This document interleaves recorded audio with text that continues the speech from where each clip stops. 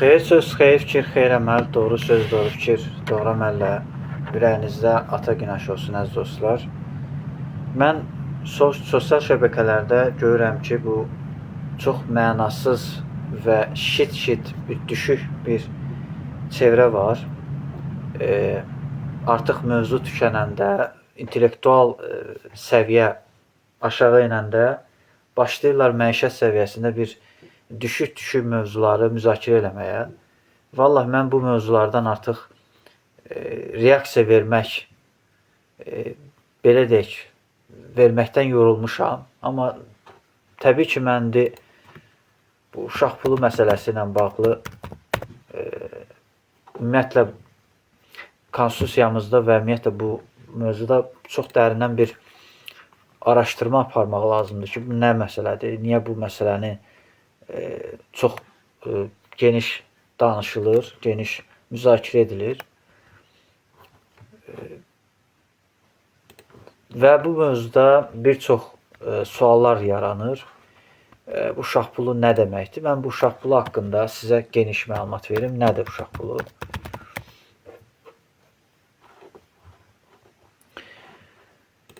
Deməli, uşaq pulu dövlət tərəfindən uşaqlı ailələrə uşaqların sosial rifahını yaxşılaşdırmaq, maddi yükünü azaltmaq məqsədi ilə verilən maddi dəstək və sosial yardım növüdür.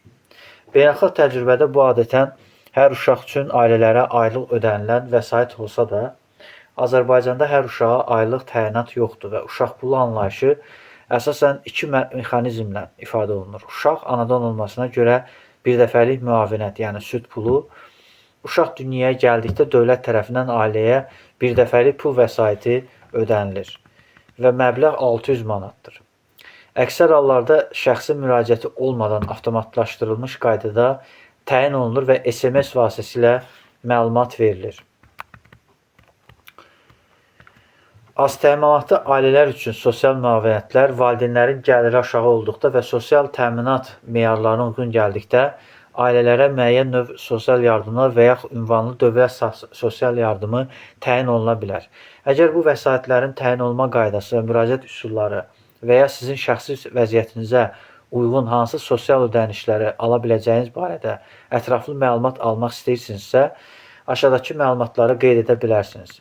İşləyib işləməməyiniz, ailədəki uşaq sayı və yaşları, rəsmi gəlir durumunuz, beləliklə sizi maraqlandıran ödəniş növləri, tələb olunan sənədlər barədə ən dəqiq məlumatda aydınlaşdıra bilərik. Dostlar, deməli, bu uşaq pulu haqqında məlumat bu qədərdir. Ümumiyyətlə, Azərbaycan Respublikasının 2-ci prezidenti Əbülfəz Elçi bəyin prezident seçilməsindən sonra Azərbaycanda uşaq pulu anlayışı və uşaq pulunun verilməsi qaydası verilmişdir və uşaq pulunun dayandırılması məsələsinə gəldikdə isə təbii ki, Azərbaycan Respublikasının hazırki prezidenti cənab İlham Əliyevin hakimiyyətə gəlişindən sonra dayandırılıb və bu dayandırılma səbəbi nədən ibarətdir? Əgər uşağınız üçün sosial müavinət və ünvanlı sosial yardım alırdınızsa, o dayandırılıbsa, yaş həddinizin tamam olması, yəni uşağa təyin edilən müavinətin yaş həddi 1 yaşdan 3 yaşa qədər bitmiş olmalıdır. Ailə gəlirinin artması olmalıdır, yəni ailənin orta aylıq gəliri dövlət tərəfindən müəyyən edilən yaşayış minimumu keçdiyi halda sosial yardıma avtomatik kəsilə bilər. Məlumatların uyğunsuzluğu və ailə üzvlərinin rəsmi məşğulluq, bank hesabları, əmlak və avtomatik məlumatlarında dəyişiklik olduqda, maddi məişət şəraitinin yoxlanılması və Dövlət Sosial Müdafiə Fondunun tərəfindən aparılan məişət baxışı zamanı göstərilən məlumatların həqiqətə uyğun olmadığı aşkar edildikdə. Rəsmi olaraq elektron hökumət portalı vasitəsilə Əmək və Əhalinin Sosial Müdafiəsi Nazirliyinin mərkəzləşdirilmiş elektron informasiya sistemi üzərindən statusunuzu yoxlamalısınız. DOST mərkəzinə, yaşadığınız ərazi üzrə DOST Agentliyi və Dövlət Sosial Müdafiə Fondunun şöbəsinə yaxınlaşaraq işiniz barədə məlumat əldə edə bilərsiniz və 142 çağrı mərkəzinə zəng edə bilərsiniz. Və ümumiyyətlə uşaq pulunun verilməməsinin və uşaq pulunun dayandırılmasının bircə səbəbi təbii ki, Azərbaycan Respublikasında gizli iqtisadiyyatın tam yüksək səviyyədə olması, korrupsiya, rüşvətxorluq, qaçaqmalçılıq, vergidən yayınma hallarına görə verilmir və digər tərəfdən əhalinin sayının azalması, yəni Azərbaycanda miqrantların sayının artması səbəbindən verilmir və ümumiyyətlə boşanan ailələrin sayının artmasına görə verilmir. Əziz dostlar, bunu faciə kimi qiymətləndirmək, yəni uşaq pulunun verilməsi ilə bağlı və ya verilməməsi ilə bağlı lağlağı səviyyəsində, bu məsələni şiddlik səviyyəsində, düşüklük səviyyəsində bunu müzakirə eləmək qəti mənə elə gəlir ki, məqsədə uyğun olmayan, ümumiyyətlə bu barədə məlumatsız və ümumiyyətlə bu barədə təsəvvürü olmayan insanların, savadsız insanların irəli sürdüyü bir məsələdir. Hətta uşaq pulunu vermək istəyən, uşaq pulunu vermək istəməyən təbəqələrin də savadsız olmağı ayrıca bir problemdir. Milli Fədali Hərəkatı bu məsələyə yenə də izahını geniş şəkildə insanlara açıqladı.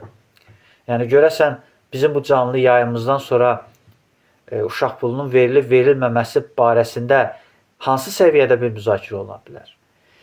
Və çox səviyyəsiz bir, düşüklük səviyyəsində bir, xatırlayırsınız, Natiq Cəfərli, İlqar Məmmədov və Tofiq Yaqublu bu mövzuda bir geniş mübahisələr yaranmışdı.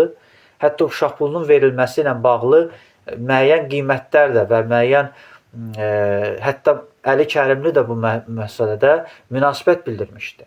Məsələ burasındadır ki, Müsavat Partiyasının üzvü Tofiq Yaqublu bunun verilməsinin məbləğindən asılı olmayaraq verilməsini Elçin Qədirli, daha doğrusu İlqar Məmmədov və Natiq Cəfərlinin rəhbərlik etdiyi Real Partiyasının ümumi mövqeyi bunun məbləğ etibarilə, yəni bir aksiyon kimi bir keçirilməsini təklif eləmişdi.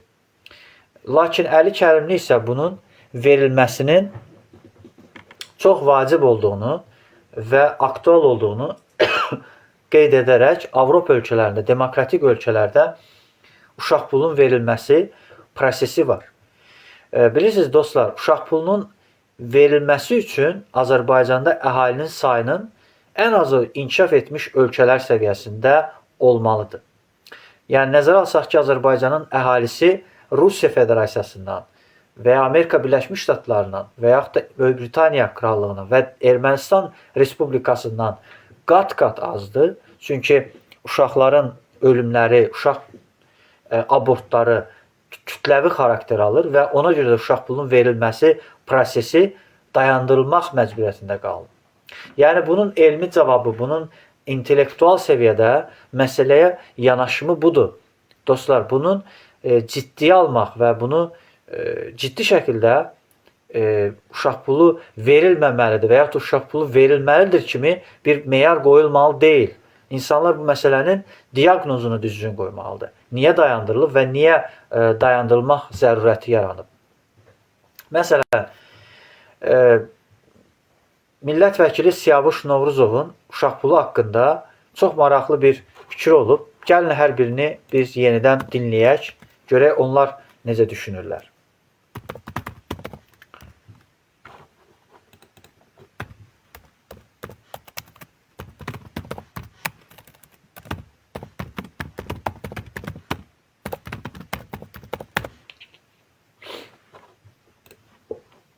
Uşaq pulu ilə əlaqədar onu qeyd etmək istəyərdim ki, uşaq pulun o ölkələrdə verirlər ki, götürək, orada uşaq dünyaya gəlmir. Bax, bu fikir də yanlışdır. Ona görə ki, ümumiyyətlə, yəni bu çox savadsız bir yanaşmadır. Uşaq pulu, yenə də deyirəm, verilməməyinin səbəbi əhalinin sayının az və ya çox olması ilə bağlı məsələdir. Mən bir daha qeyd etdim. Çünki uşaq pulunun nə olduğunu bilmirlər bunlar. Və gələk deməli daha bir bu məşhur bir jurnalist, bir kitabxana net jurnalının net saytının baş redaktoru deməli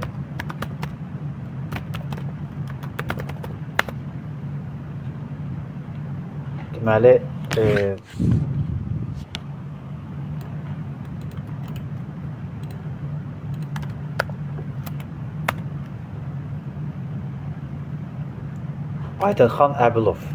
Aydınxan Əbilov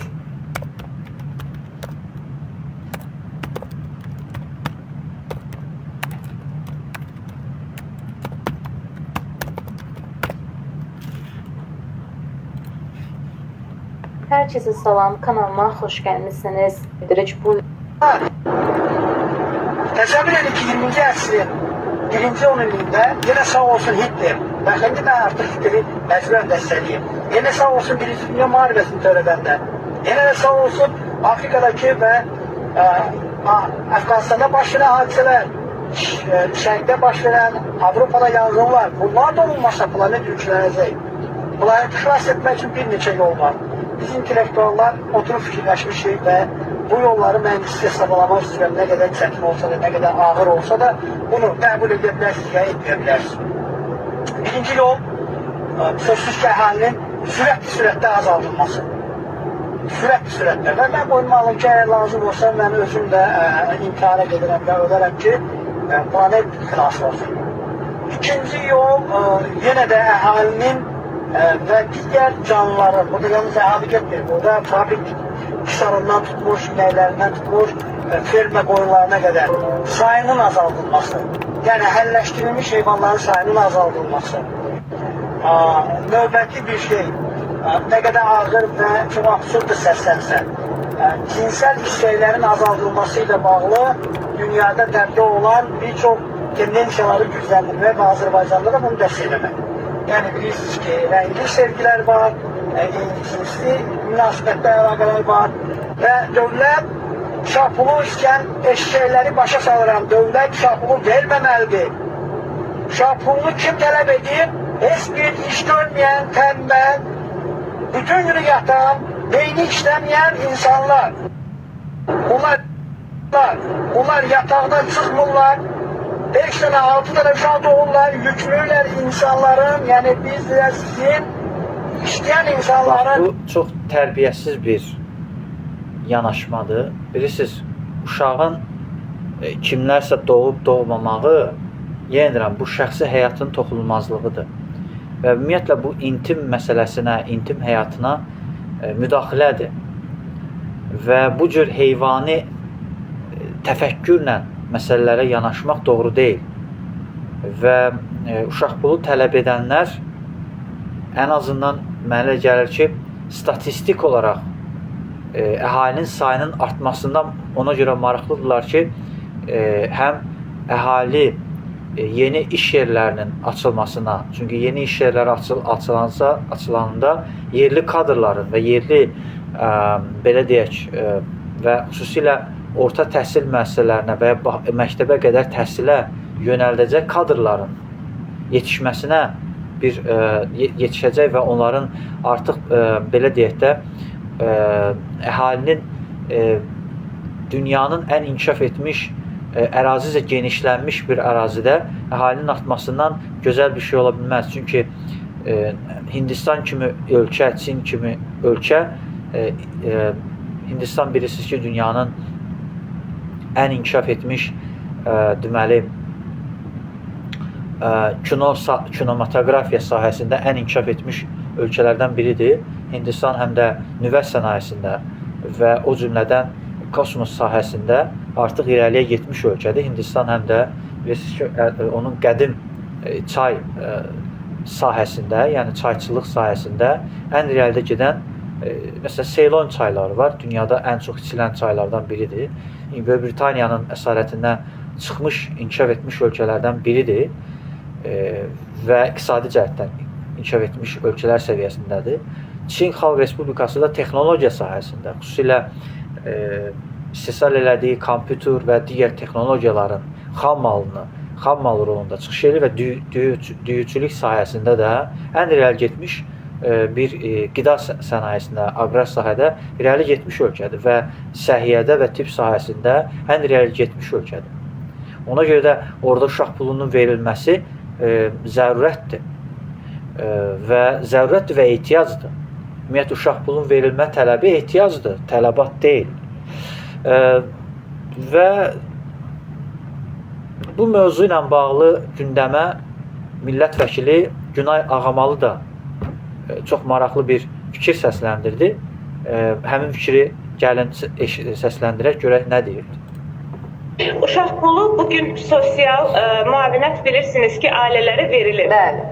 Yəni axı bu uşaq pulunun bugün inanın ki, yəni ölkəmizdə geniş şəkildə yəni müzakirəsi də axı yoxdur. Onun bugünkü günümüzdə real olması hesab edirəm ki, bu günün mövzusu deyil və müzakirə məsələsi deyil. Ümumiyyətlə ailələr uşaqları dünyaya gətirəndə onlar düşünməməlidirlər ki, mən bugün uşaq dünyaya gətirirəm və bunun qarşılığında dövlətdən nəsə gözləməliyəm.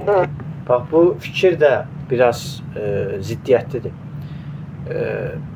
Təbii ki, bu Günay xanım liberal cəmiyyətlərə və liberal dəyərlərə söykənən və azad iqtisadiyyata və insarın olmadığı ölkələri yəqin nümunə kimi qeyd edir. Yəni, mən müəyyən dərəcədə burada bir liberallıq görürəm və düşünürəm ki, dövlət məsələn, sosial dövlətlərdə, tutaq ki, Finlandiya kimi, İsveç kimi, Norveç kimi ölkələrdə ailələr, orada uşaq pulu verilir təbii ki, o ailələrdə dövlət təhsilə belə valideynlərin əlindən alır və təhsil özü övladı yetişdirir. Yəni, sağlam bir tərbiyə rolunda çıxış edir. Və o baxımdan bu liberal cəmiyyətlərə, liberal dəyərlərə söykənən və müstəqilliyi möhkəmlənən ölkələr, müstəmləkə olmayan ölkələrə aid ola bilər. Yəni, bizim kimi 70 il müstəmləkədə olmuş ölkələr üçün bu xarakterik deyil. Yəni, Günay xanımın dediyində bir balaca başqa ölkələrə istinad edib deyilsəydi, bəlkə də insanlarda bir fikir çaşqınlığı yanmazdı.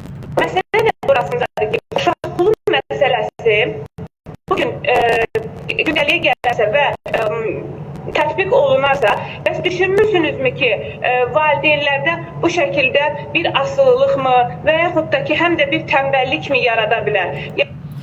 Bu tənbəllik məsələsi ümumiyyətlə mən anlaya bilmirəm. Bu tənbəlliklə nə əlaqəsi var? Valideyn işləyir və valideynin təbii ki, əlavə uşağa aid xərcləri yaranır və o xərcləri dövlət ödəyə bilir. Və təbii ki, əhalinin sayı nə qədər çox olarsa, dövlətin də insan resursları, insan kapitalı artır və insanın əqli mülkiyyət anlayışı yaranır. Ona görə də mən bayaq dediyim kimi Çin-Hindistan örnəyindən göstərə bilər ki, orada əhalinin sayı dünyanın, planetin tam yarısını əhatə edir və ərazicə həm iri ölkələrdən biridir, həm də əhalicə ən böyük ölkələrdən biridir. Yəni, onların əhalisi artmağa doğru gedir, azalmağa doğru getmir. Yəni, orada insanlar uşaq pulu əldə edə bilirlər. Yəni, bizim artıq 9 milyona, yəni 8 milyondan 10 milyona yaxınlaşmamız uşaq pulunun tələbatını artırmalıdır. Yəni, kiminsə hansı uşaq pulunu tələb etməsi normal bir ehtiyacdır. Çünki istəyirlər ki, onlar sosial problemlərdən canlarını qutarsınlar. Təbii ki, bunun bir çıxış yolu var ki, maaşlar qalxmalıdır və neftdən asılılıq aradan qalxmalıdır və qeyri-neft sektoruna və insan kapitalına yönəlməlidir. Necə ki, Finlandiya, Yaponiya, Koreya kimi təhsili inkişaf edən ölkələr səviyyəsində. Baxmayaraq ki, metodoloji olaraq Bologna və Kulukum təhsil sistemi malik ölkədir, amma təəssüf olsun ki, kadrlar hələ də SSR sistemindən kənarda deyirlər və o cümlədən SSR təhsil metodundan kənarda deyirlər. Yəni, o kadrların çoxu. Ona görə də bu təfəkkür biraz məndə ziddiyyət yaradır ki, tənbəllik deyəndə nəyi nəzərdə tutur? Ümumiyyətlə, tənbəllik necə ola bilər? Davam edək. Yəni insanlar fikirləşəcəklər ki, dövlət mənə uşaq pulu verir, mən artıq işləməyim. Xeyr, bu fikir ümumiyyətlə kökündən yanlışdır. Onlar işləyəcəklər, onlar onsuz da işləyəcəklər. Sadəcə əlavə xərcləri, yəni onlar hətta deyək ki, övladları üçün paltar almaq və digər xərclərini ödəməlidən əlavə həm də istirahət hüququ əldə edirlər. Dünyanın demokratik ölkələrinin hər birində insanlar hətta şəxsi olaraq uşaqlarını dayələrə təhvil verirlər və onlar qohum-əqrabalarına təhvil verirlər. Bununla da özlər sərbəst şəkildə ər-arvad rahat şəkildə gedib öz xərclərini ödəyirlər və dövlət də onlara uşaq pulu verdiyinə görə uşaqlar artıq sağlam böyüyürlər. Sağlam tərbiyədə böyüyürlər və aslı böyümürlər. Bugün görürsünüz uşaqlarımızın 90%-i utancaq və radikal və aqressiv böyüyürlər. Niyə? Çünki uşaqlara qeyri-azad bir şərait yaradılır. Onların hətta söz azadlığına imkan yaradılmır. Nə məktəbdə, nə universitetdə, nə orta təhsildə, nə ictimai, real həyatda.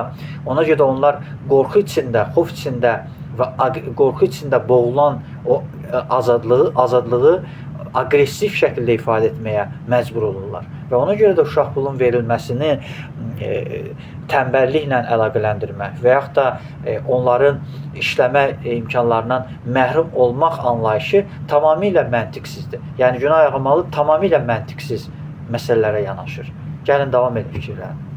8 yaşına qədər səhv etmirəmsə olan ailələrə bir atanın işləməsi kifayət edir və bu da normaldır. Üzr istəyirəm. Fədial yanaşmadır. Ona görə ki, atalar... Ümumiyyətlə, əziz dostlar, səviyyəsiz və düşük, savadsız bu seçicilər, yəni rüşvətlə öz sağlamlığını, problemlərini həll eləyən, seçkiləri saxtalaşdıran təbəqə gəlib buna səs verib, bunu seçibsə, bu özü biabırçılıqdır. Yəni, belə millət vəkilini seçicilər istifaya göndərməlidir. Və çox təəssüflər olsun ki, mən hələ bir dənə siyasi partiyadan görmədim ki, parlament seçkilərinin yenidən keçirilməsi üçün imza toplama kampaniyası aparsın. Hanı o partiyalar? Yəni, bu cür seçdiyiniz deputatların axırı, bax, sizin səviyyəsizliyinizin təcəssümüdür. Və Qriqori Petrovun çox maraqlı bir fikir var. Deyir ki, xalq necədirsə, hökümdar da o səviyyədədir. Ona görə də biz heç bir halda nə hökümdarlarımızı, nə də millət vəkillərimizi bu məsələdə səviyyə baxımından qınayacaq halımız yoxdur.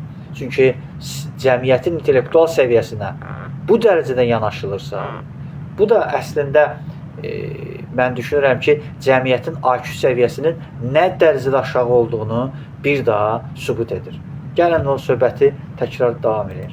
Yetmir. Xahiş edirəm, icazə verin, mən fikrimi tamamlayım və bu şəkildə atanın da evdə otursun, ancaq uşaq pulu alsın yanaşması da mənim fikrimə görə və qənaətimcə doğru deyil.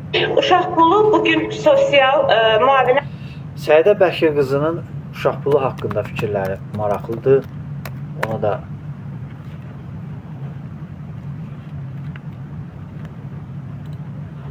uşaq pulu davası eləməyin, valla kişiyə yaraşmır. Mən bunu nə atamdan görmüşəm, nə qardaşımdan görmüşəm bu davanı, nə evimdə həyat yoldaşımı görmüşəm ki, bir də ağzını atsın desin ki, uşaq pulu. Kişi də uşaq pulu davası eləyər.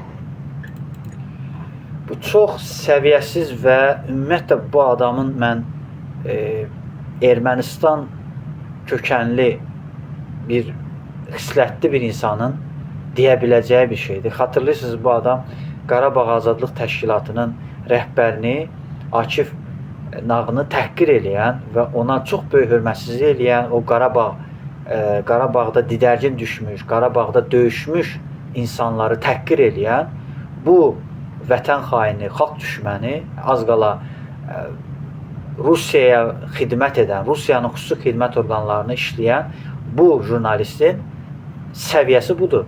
Yəni, bundan artıq deyil. Bu adamın nə intellektual səviyyəsi, nə öz milli tarixi keçmişinə baxışı o qədər primitiv, o qədər səviyyəsizdir ki, belə insanlar necə jurnalist olurlar və necə olur ki, belə adamlar uşaq pulu mövzusunu bax belə təhqiramiz formada müzakirəyə çıxarır. Məişət səviyyəsində və ümumiyyətlə bu məişətdən çıxmaq zamanı gəlməyibmi?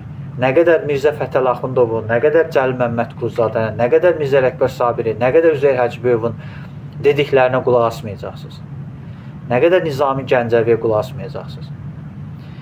Və digər Stat TV-nin baş redaktoru da uşaq pulu məsələsində Səidə Bərkizin dediyinə adekvat cavabını bu cür verib.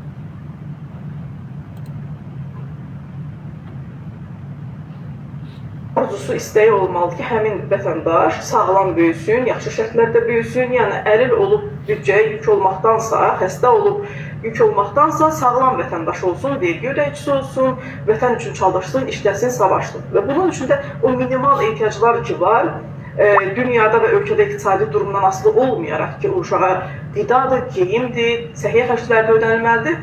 Bunu minimal olaraq dövlət təmin etsə, əlbəttə ki, yaxşı olar. İkinci arqument odur ki, məgər bizim şəhidlərimiz uşaq pulu almışdı, onlar getdilər, şəhid oldular. Amma bu təbii ki, fəxr olması bir məqam deyil. Kaş ki alsaydılar, kaş ki 18-20 yaşlı uşaqlarımız uşaq pulu ilə böyüsəydilər və bəzi o kasıb evlərdən, kasıb ailələrdən çıxan uşaq. Bilirsiniz dostlar, millətin stereotipində, həqiqətən millətin cahilliyində, ibtidai şüurunda belə bir fikir yaradıblar ki, pul məsələsi sanki əlçatmaz bir məsələdir və ümumiyyətlə pul əldə etmək qeyri-mümkün haldır. Mən düşünmürəm ki, belə bir şey var. Ümumiyyətlə, biri var qeyri-qanuni və yaxud da haqsız qazanc yolu ilə kiminsə haqqını, hüquqlarını tapdalayaraq pul əldə eləyəsən, buna konkret desək, bunu məişət dilində şirinlik, hörmət, mənalandırıb rüşvəti örtbasır eləyən şəkildə yanaşırlar. Sanki elə düşünürlər ki, uşaq pulun verilməsi bir növ rüşvətin kökünü kəsəcək və legallaşacaq. Yəni, maliyyələşmə mexanizmi ailə büdcəsini artıracaqdır. Və mən düşünürəm ki, bu fikir də yanlışdır ki, məsələn, bayaq qeyd etdiyim kimi, yəni az təminatlı ailələrin də uşaq pulu verilməsi mexanizmi ümumiyyətlə ümumi əhalinin sosial durumuna bağlı bir məsələdir. Çünki Azərbaycanda cənab prezident bütün çıxışlarında deyir ki, kasıbçılığın minimuma endirilməsi, işsizliyin minimuma endirilməsi üçün regionların iqtisadi inkişaf proqramı icra olunur və yeni iş yerləri yaradılır. Lakin biz görürük ki, yeni iş yerlərində hələ də Sovet hökumətinin, Sovet İttifaqının çörəni yemiş, Sovet İttifaqının tərbiyəsində böyümüş insanlar, Azərbaycan Respublikasının dövlət dilini mükəmməl bilməyən, savadsız bir rus dillilər gəlib Azərbaycanı bizi idarə eləməyə cəhd edirlər. Və çox təəssüf ki, televiziyalarda, seriallarda, siyasi partiyalarda at oynadırlar. Və bizə yol göstərməyə, dırnaq arasında milli mənəvi dəyərlər adı altında millətimizi köləliyə, feodal təfəkkürə sürükləyirlər. Baxın, bu feodal təfəkkürdür. Uşaq pulu mövzusuna feodal təfəkkürlə yanaşırlar. Fikir verirsinizmi? Uşaq pulunu istəyən, uşaq pulunu istəməyən qüvvələr eyni təfəkkürlə, eyni şüarlarla, eyni baxışlarla məsələlərə yanaşırlar. Baxın, söz azadlığı bu dərəcədə səviyyəsinin nə qədər aşağı düşdüyünü görə bilərik. Söz azadlığı əslində məsuliyyətdir. Söz azadlığı intellektual səviyyədə fikir formalaşdırmaqdır. Söz azadlığı insanın maariflənməsidir. Söz azadlığı insanın intellektual səviyyəsinin qalxmasıdır və dünya görüşünün ifadəsidir. Və ümumiyyətlə daxilən insan azad olmadıqca, daxilən azadlığı olmayan bir insan, daxilən hüquqlarını bilməyən insan belə səviyyəsiz, belə primitiv şəkildə məsələlərə yanaşır. Bir məsələni mən xüsusi qeyd edeyim. Vaxtilə Azad Söz telekanalında Natiq Cəfərli ilə Tofiq Yaqublu'nun arasında bir uşaq pulu mövzusunda bir dərin bir debat baş vermişdi. Artırılması ilə verəcək. onlardan heç biri hələ indiyə qədər bu debilləşdirici şüarın büdcəyə və iqtisadiyyata neçə başa gələcəyini konkret rəqəmlərlə ifadə etməyib. İlqar Məmmədov bu İlqar Məmmədovun fikirləridir. Debilləşdirici şüar nədir və xalqı bu mövzuda kim aldadıb alçaldır? Yaramazlar kimlərdir? Yaramazları kimlər olduğunu yəqin ki, özü açıqlasa daha yaxşı olar. Fərdlərə səslənmir, yəni konkret heç kimin adı çəkilməyib ki, niyə Tofiq bəy özlərinə götürür, bunu da anlamıram. Amma debilləşdirici şüar o deməkdir ki, məsələni debilləşdirmək lazım deyil. Məsələni necə debilləşdirirlər? Yəni, deyim də necə? Bu hökumətin kiber cinayətkarlıq yolu ilə əldə edib yaydığı Milli Şuranın Zoom konferansları var. Konferansların birində hörmətli Milli Şuranın hörmətli rəhbəri də iştirak edir. İştirakçılardan biri deyir ki, gəlin hökumətdən 500 manat tələb edək. Onsuz da verməyəcək, qoy xalq bizi sevsin. Qoy xalq bizdən xoşu gəlsin. Var da video, bunu mən özümdən çıxartmamışam ki, girsinlər, doludur internetdə, bir neçə saytlarda da yayımlanır. Yenə təkrar edirəm, mənbəyi kiber cinayətlik ola bilər. Amma söhbət o deyilən sözün özünü inkar eləmir ki. 500 manat uşaq pulu, 500 manat sosial yardım o deməkdir ki, bugün büdcəyə bu 14 milyard dollara başa gəlir, 14 milyard manata başa gələr. Azərbaycan büdcəsi də 24,5 milyard manatdır.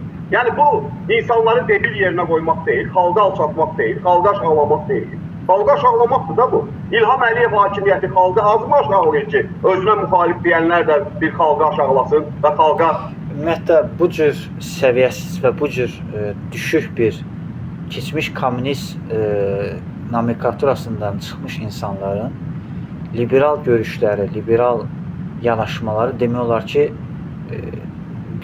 bir növ mən deyərdim ki, köhnə nəslin dünyaya təcrid olunmuş və dünyadan təcrid vəziyyətdə qalmış. Ancaq informasiya belə deyək, blokadası altında yaşayan və sadəcə oradan-buradan hansısa Rusiya xüsusi xidmət orqanlarına işləyən insanların dili ilə danışan müəyyən QHT nümayəndələrinin insanlara yeritdikləri fikirlərdir və bundan başqa deyil.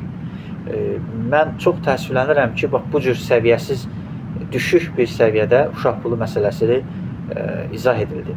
Amma mənim fikrim yenə də qətidir ki, uşaq pulun verilməsi əhalinin sayının ən azı 50 milyon və yaxud da 100 milyon səviyyəsinə, yəni Hindistan və Çin səviyyəsinə qalxması ilə və əhalinin maaşlarının qalxması ilə baş verə bilər.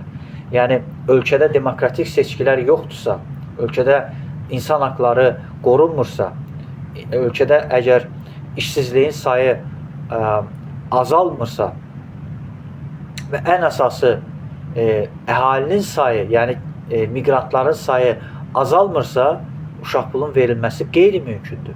Və uşaq pulunun dayandırılması səbəbləri həm də manatın devalvasiyası ilə sıx bağlı bir məsələ idi. Xatırlayırsınız, həmin dövrdə Azərbaycanda manat dövriyyədən düşdü və dolların qiyməti kəskin şəkildə qalxdı və bu iqtisadi məsələlərlə bağlıdır.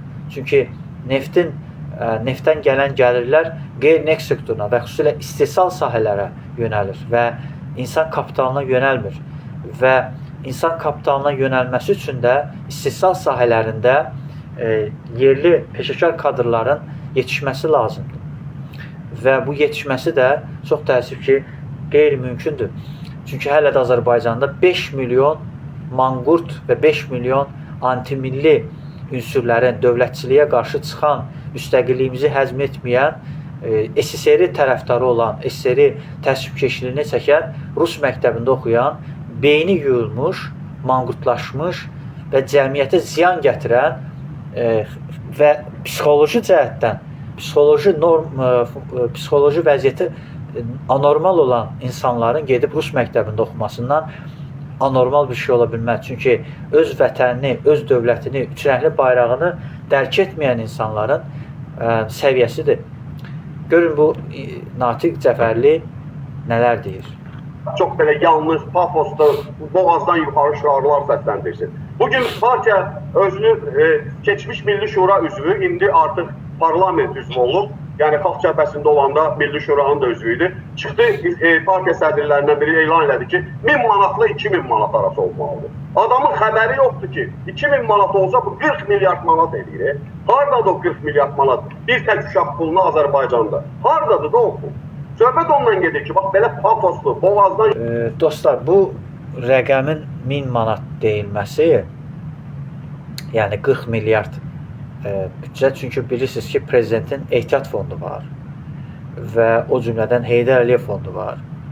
Yəni Azərbaycan büdcəsi heç bir zaman belə deyək də büdcə kəsirinə məruz qalması qeyri-mümkün haldır. Yəni biz 90-cı illərdə Lacəfəriyyət fondu var idi. Lacəfəriyyət fondu məqsəd ordunun xərclərini, daha doğrusu ordunun təchizatlarını təmin etmək idisə, Heydər Əliyev fondu təkcə təhsil sahəsində yox, həm də mədəniyyətin təbliği, mədəni tədbirlərin keçirilməsi və o cümlədən Azərbaycanda az təminatlı ailələrin mənzillərlə təmin edilməsi və xüsusilə elm, mədəniyyət sahəsində çalışan xadimlərin mənzillərlə təmin edilməsi, şəhid ailələrinin və qazilərin, yəni sosial problemləri olan ailələrin işlə təmin olunması məsələsidir.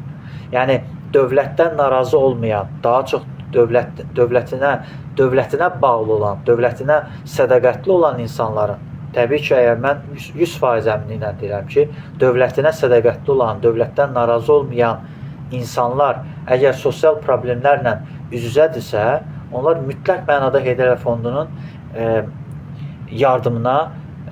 yardımdan faydalana bilərlər. Ona görə də mənə elə gəlir ki, birinci növbədə insanlarımız düşünməlidir ki, dövlətimizə qarşı hər hansı bir xoşa gəlməyən bir fikir səsləndirmək qəti yol verilməzdir. Ümumiyyətlə, məsələn, bəzi insanlar var, hansısa hakimiyyət orqanlarını, hansısa icra orqanlarını tənqid edirlər və sonra da Heydər Əliyev fonduna müraciət edirlər ki, bizə xahiş edirik, yardım edin. Axı, siz nəzərə almalısınız ki, Heydər Əliyev fonduna icra hakimiyyətinin, tutaq ki, məsələn, bu vergilər, bilirsiniz də, Heydər Əliyev fondu həm də vergi ödəyir və bu vergilər əsasında həm belə deyək də, Heydər Əliyev fondu təbii ki, dövlət tərəfindən, Maliyyə Nazirliyi tərəfindən və vergilər xidmət tərəfindən yoxlanılır.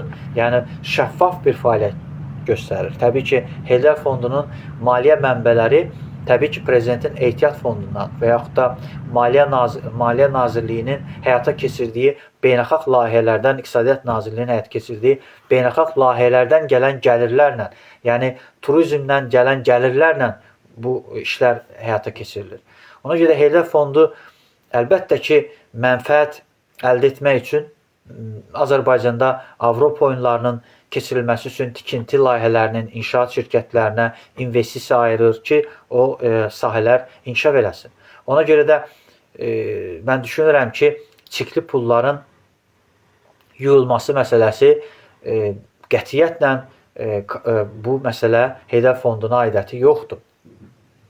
Əksinə Heydər fondu bu maliyyə mənbələrini qəbul etmir və çirkli pullarla qazanılan pullar əlbəttə bilirik ki, Rusiyaya və yaxud da İrana daşınır və o Azərbaycan zaten gömrük xidməti tərəfindən məhdudlaşdırılır və maliyyə mənbələri Azərbaycanda mövcud ola bilməz. Ona görə də bu yalnız geridə qalmış antidemokratik ölkələrdə, xüsusilə Venezuelada və yaxud da deyək Şimali Koreyada, Rusiya Federasiyasında, yəni Avropa dəyərlərini qəbul etməyən və yaxud da türk dünyasında ola bilməz. Və gəlin bu mövzunu müzakirəni davam etdirək. Yuxarı danışıqlarla insanları aldatmaq olmaz. Kim deyir ki, uşaq pulu verilməsin? İlqar Məmmədov deyir ki, uşaq pulu verilməsin. İlqar Məmmədov deməyib uşaq pulu verilməsin. İlqar Məmmədov və Real Partiyası konkret rəqəm qoyur. Mən görürəm ki, oponentlərimizin əlində yoxdur belə hesablamalar. Çünki onların dövlət büdcəsi haqqında təsəvvürləri yoxdur. Onların dövləti idarə etmək haqqında təsəvvürləri yoxdur. Və ən bərbadı odur ki, elə bilirlər ki, İlham Əliyev və YAP hakimiyyəti daimi olacaq. Gözlərini nə tər qorxudubsa bu hakimiyyət. Elə bilirlər ki, daim bu hakimiyyət olacaq. Olmayacaq. Biz gələcəyə baxmalıyıq. Sabah Tofiq bəy hakimiyyətə təmsil olunsa, verə biləcək mi o pulu? Onun mənbələri nədən ibarətdir? Bunun dayanıqlığı varmı? Bunun dayanıqlığı hansı müddətə bəs eləyəcək? 1 ilə, 5 ilə, 10 ilə?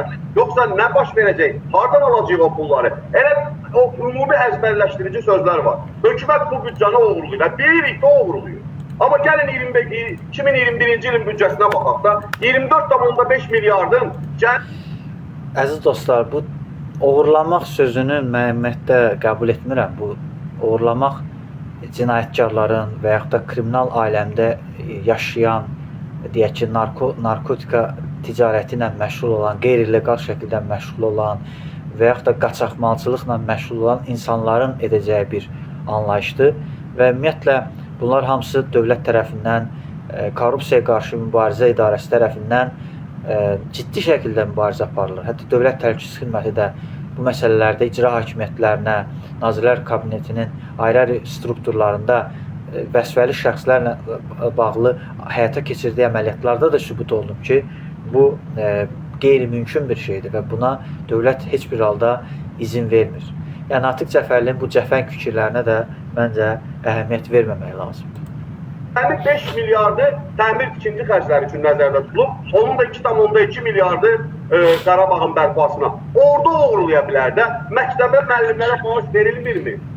Dostlar, bu da əslində bu fikir çox təhlükəli və ümumiyyətlə düşmənlərə, Rusiyanın xüsusi xidmət orqanlarını işləyən qüvvələrin deyəcəyi dezinformasiyalardır. Çünki Qarabağın bərpası ilə bağlı maliyyə mənbələri təbii ki, Avropa Yenidən Qurban İnkişaf Bankının investisiyaları, yəni oradan təbii ki, Avropa Dünya Bankından əldə edilən kreditlər hesabına bu layihələr gerçəkləşdirilir. Təbii ki, beynəlxalq səviyyədə ölkələr arası müqavilələr, yəni müəyyən sözləşmələr əsasında, neft müqavilələr əsasında bu proseslər həyata keçirilir. Yəni, neft müqavilələrinin əsli müqaviləsindən gələn gəlirlərlə əldə olunan gəlirlər təbii ki, Azərbaycanın dövlət büdcəsinə daxil olur və neft fondundan əldə olunan deməli mənfəət vergiləri alınır.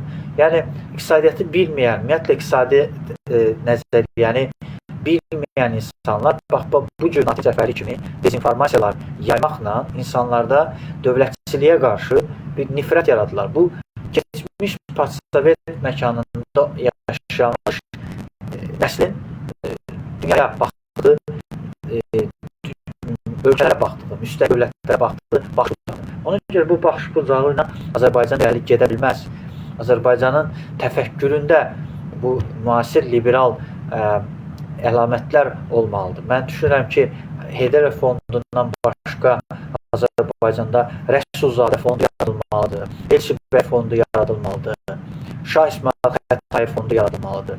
Çünki bu fondlar nə qədər çox olarsa, onların işləmə mexanizmi daha güclü olar. Məsələn, Heydər fondunun tək məqsədi xeyriyyətçilikdən əlavə, həm də şəffaf maliyyə sisteminin formalaşdırılması və maliyyə vergidən yayınmanın qarşısını almağa hesablanır. Çünki bilirsiniz ki, dünyanın ən demokratik ölkələrin tarixi irsinin qorunması və UNESCO-nun, İSESCO-nun xoşməramlı səfirinin seçilməsi, Heydər fondunun prezidenti təbii ki, bu da Azərbaycanın iqtisadi azadlığının, dünya iqtisadiyyatına inteqrasiyanın bariz nümunəsidir. Təqaüd verilmirdi. Onlardan mı olur? Büdcənin oğurluq hissəsi, o investisiya layihələri, o təmir tikinti layihələridir. Son 10 saniyəniz layihələrində pul oğurlanır. Başqa oğurluq yeri, yəni 24 milyardlıq büdcənin 20 milyardı oğurlanmır. Söhbət ondan gedir ki, bu paposlu çıxışlar insanları aldatmağa yönəlikdir. Təşəkkür edirəm. Sənədə bir status yazaq. Dostlar, mən çox təəssüfləndim ki, ümumiyyətlə bu müzakirələr bu səviyyədədir və Milli Fədali Hərəkatı məsələlərə, dünya təcrübəsinə, dünya standartlarına söykənərək məsələlərə yanaşmaq qoyur ki, uşaq pulu verilə bilər. Uşaq pulun verilməsi ilə bağlı referendum keçirilə bilər. Və təbii ki, ümumxalq səs verməklə qərar verilə bilər. Bunu sadəcə müzakirə eləməklə iş bitməz.